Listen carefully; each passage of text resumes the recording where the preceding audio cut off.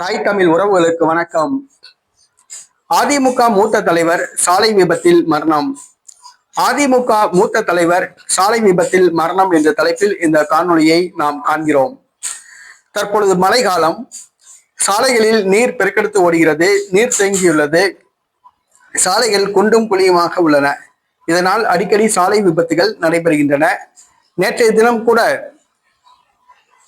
காரைக்குடி சென்ற மதுரையிலிருந்து சென்ற பேருந்தும், காரைக்குடியிலிருந்து மதுரைக்கு வந்த பேருந்தும் பிள்ளையார்பட்டி அருகே சமத்துவபுரத்தில் நேருக்கு நேர் மோதிக்கொண்டதில் 11 பேர் உயிரிழந்துள்ளனர். மழைக்காலம் என்பதால் சாலை விபத்துகள் நடைபெறுகின்றன.